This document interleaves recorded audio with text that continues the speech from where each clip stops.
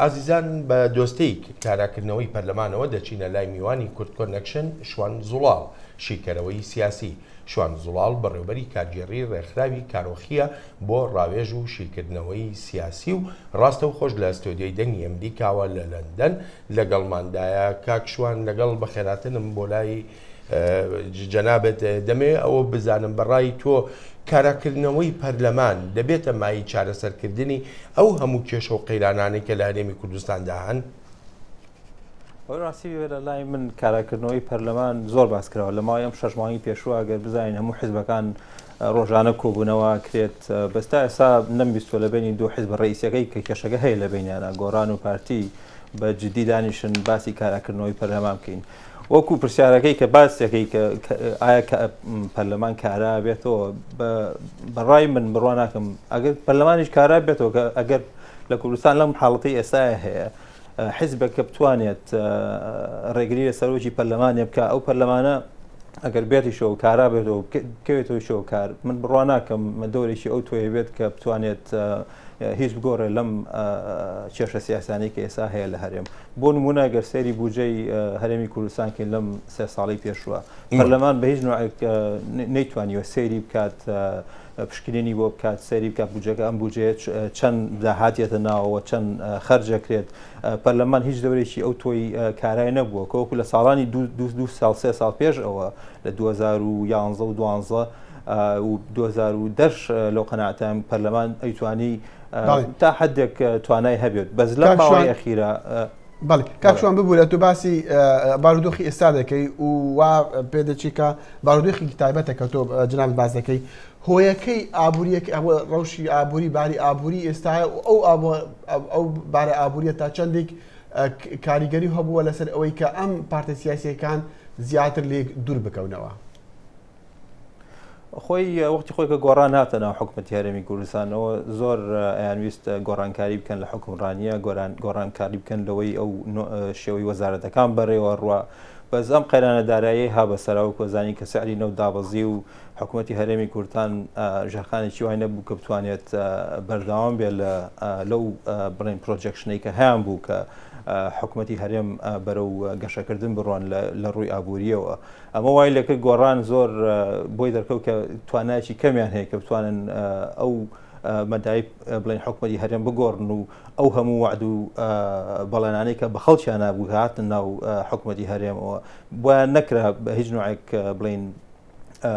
بەردەوام بن لەسەرەوە لەبەرەوە ئەمە تەئسیرێکی خۆی هەیە. دووەمە گەر سەیری بکەین ئەو دوو کێشە گەورەی کە لە کوردستانە هەیە کێشەی سیاسی و کێشەی اقتصادی حالیان بێجگە لە شەڕی داعش شتێکی کەیە بەس کێشەی اقتصادی و ئەتوانین بڵێن کێشەی اقتصادیەکەش تا حدێت پەیوەندی زۆر نییە بە هەرێمی کوردستانەوە چکە ئەتوانین بڵێن غەڵەت کراوە لە پێشووە بەس تازە بۆیان حل ناکرێت لە بەرەوەی پەیوەندی هەیە بەسەری نەوتەوە. بەس کێشە سیاسیەکان بەڕای من زیاتر ئەگەر زۆر بە قوڵی سێریکەی لە بناغەوە پەیوەندی بە دەستا و دەستکردنی دەسەڵاتەیە ئەگەر ئەم بڵێن 10 ساڵی پێشوو سێر بکەین ئەگەر پێشەوە کوردستانە ئەتوانین بڵێن کوردستان ساوا بوو کوردستان اقتصادی خۆی بەدەستەوە نەبوو بڵێن ئەم پەرلەمانە کە لە 2005 بڵێن 2006ەوە ئەتوانێت کارا بوو حکوومەتی هەرێم کەوتوەتەوەی کە بتوانێت خزمەتی خەڵکە و خزمەت گۆزارەکان بەرەو پێشەوە بڕوا. دەسەڵات لە کوردستانە زۆر نەگۆڕاوە 2 ساڵ بینیمان لە 2011 بە شێوەیە گۆڕا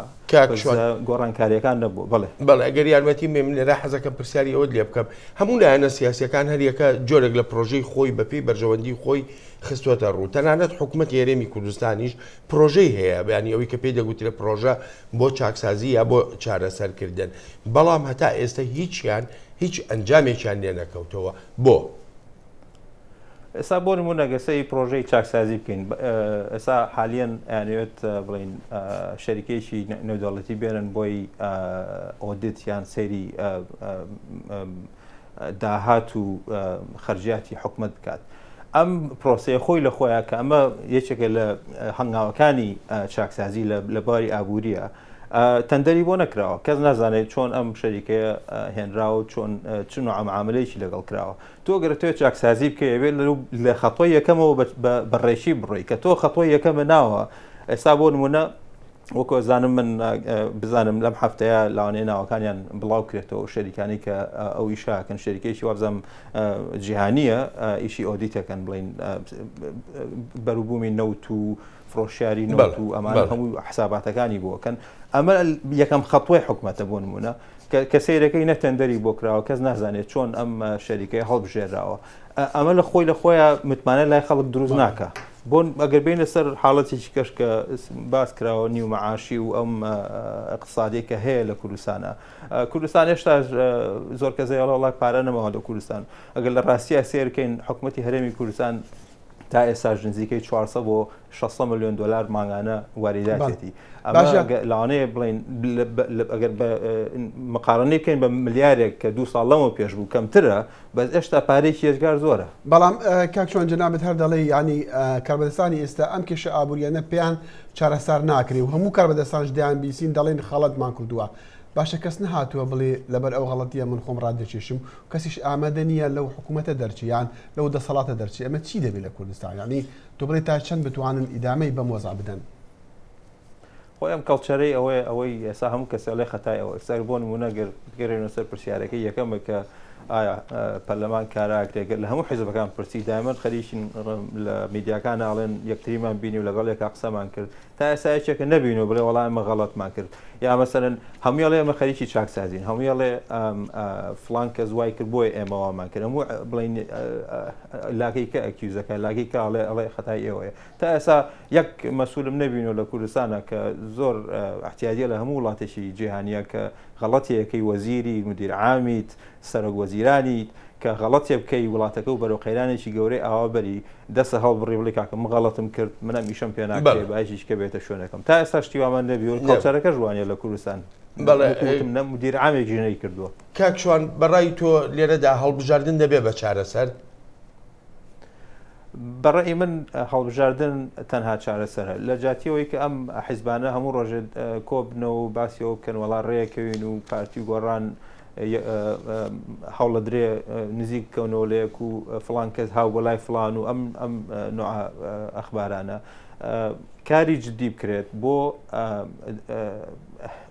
دروستکردنی جەوێکی تەبا و ڕێخستن بۆ